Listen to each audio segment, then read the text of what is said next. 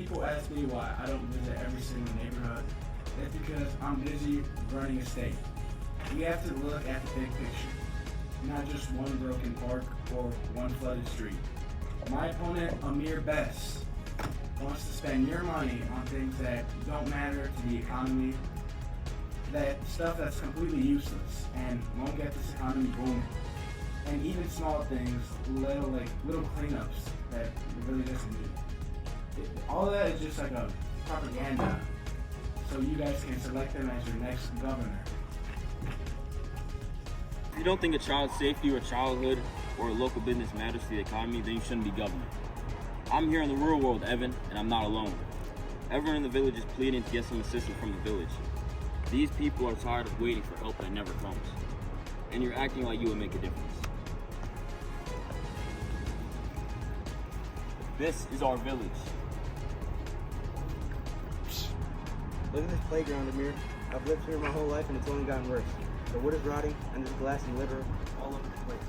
Evan Umana says he's saving money, but he's really just stealing our childhood. We pay the same taxes as the fancy neighborhoods, so how do you get the same safety? Under Governor Umana, these parks will never get to see life again. Kids are stuck inside their homes because there's really nothing to do here. These parks are all ghost areas now. Under Amir Bess, I'm very hopeful we'll make our town parks better and even make them better than they were before. Maybe kids will finally start coming out of their homes again and see that their parks are very beautiful. Evan, these aren't just small problems in the neighborhood. This is environmental injustice. And when you ignore the infrastructure in low-income areas, you are choosing who wins and who loses. I'm here with Jordan, another student at a local high school. Jordan's biggest competition isn't on the track, but it's in the air. I agree. Hi, Amir. I've lived in this town for all my life, right next to all the industrial zones. They haven't gotten any better. The noise from it is bad, but what's even worse is the smog.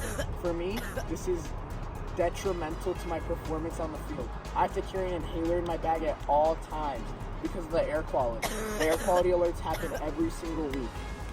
It's crystal clear the choice that's being made here. Evan Umana is not the right candidate because his energy is so dirty and not clean. Amir is the right candidate for this option. I stand here with Angel. Angel is a small business owner looking to thrive, but the infrastructure is holding him back, setting him up for potential disasters.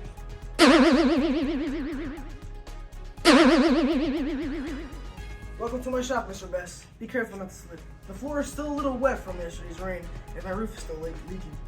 The state had promised to start an upgrade to our infrastructure in our town, but ever since Evan Umana came into office, it's been a disaster.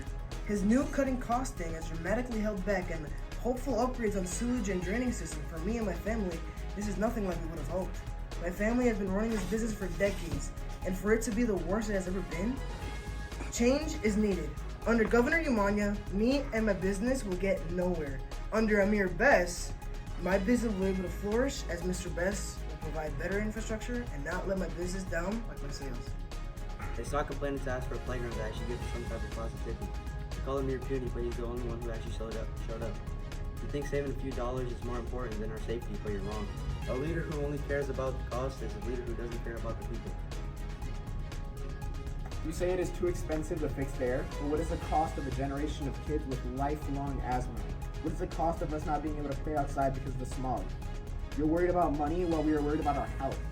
Amir Bess is listening to the people, something you couldn't do in your 4-year term. You say it is too expensive to fix the drains while you are giving out tax breaks to the big factory.